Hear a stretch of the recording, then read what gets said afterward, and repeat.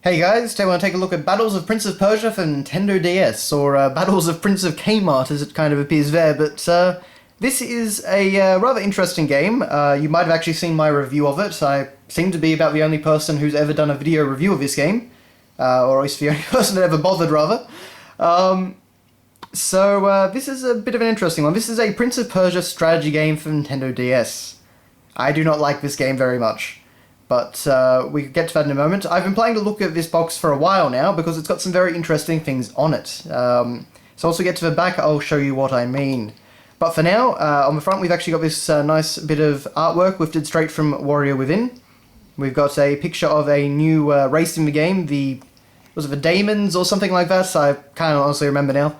And we also have some artwork there of the Vizier. And it's all in front of a grand map of Persia, and possibly India as well, actually. And we've got a city there, and an army down there. It all looks very nice. In fact, this might be the only game I think I've ever seen where the game rating, or the age rating rather, PG for mild violence, is actually in the center of the box rather than over on the left or right.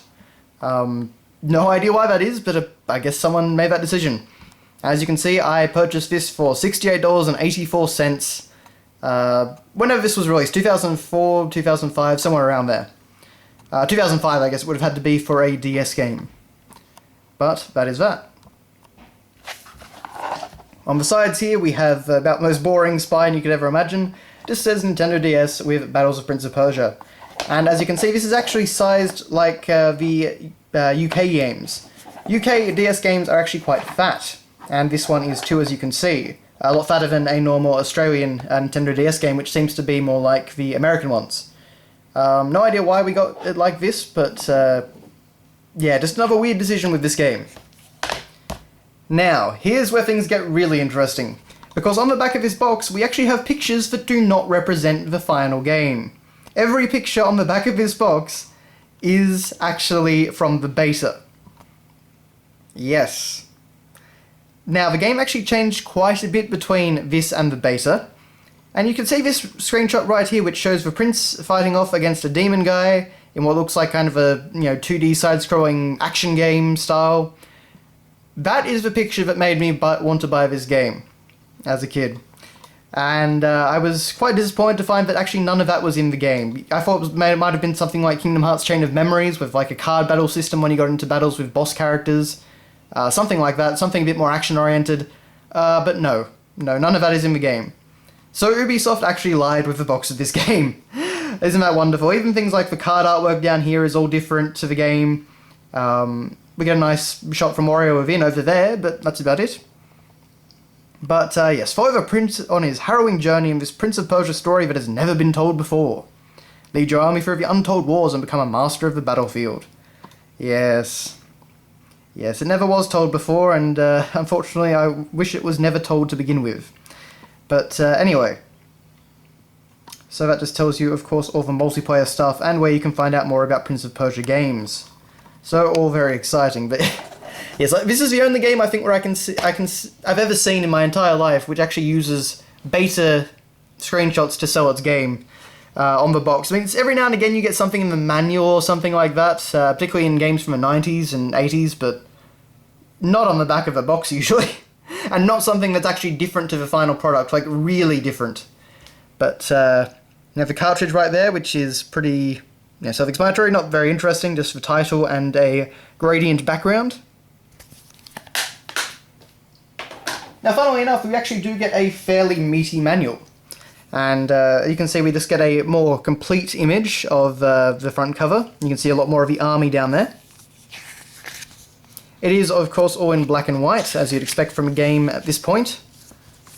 Get ready for Battles of Prince of Persia, the tactics and card collecting game.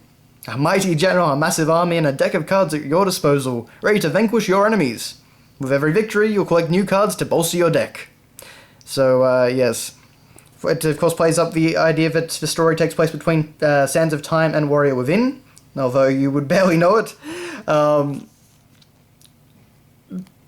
Basically, it just takes you through all the main features in the game, battle rules overview, and you can see it's actually fairly complicated. It isn't just a easy to pick up game, you do have to actually learn quite a bit about how it works.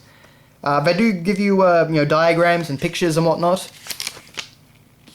As we get to later, if I can find it, because most of this is just telling you how to play the game. You do get detailed rundowns of the icons in the game and terrain. Gives you a little table there. So it actually does explain the game quite well in quite a lot of detail. It's actually a pretty good strategy manual. Reminds me a lot of things like Warcraft and Starcraft and games of that sort of style. So it is at least nice that they put that sort of thing together. Gathering cards, trading cards, all that good stuff. It actually goes through all the different factions and gives you nice renders of the different characters. Oh, that is rich. The prince, wiser and stronger since his trials in Azad, is now a mighty general in the Persian army. Little does he suspect what fate has in store for him. He will learn that no good comes from playing with the sands of time. Except the sands of time are barely ever referenced and used, and he has lost that maturity he gained from sands of time pretty much immediately. So that's a bit of a shame.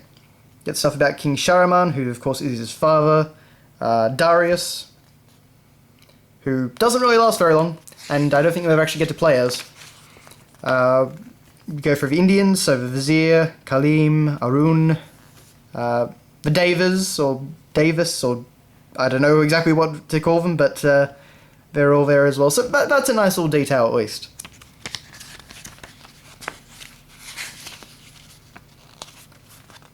So that's really all there is to say about all that. You do get your exciting health and safety precautions booklet as usual, but that's really all there is.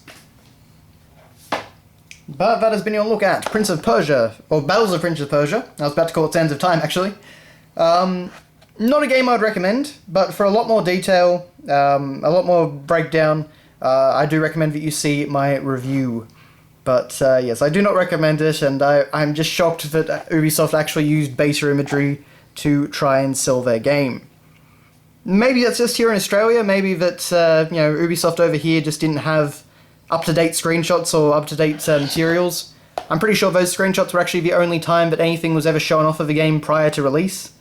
So I can see how that might happen, but it's not great, is it? It's very, very underhanded. But yes, so thanks for watching, guys, and I will see you next time.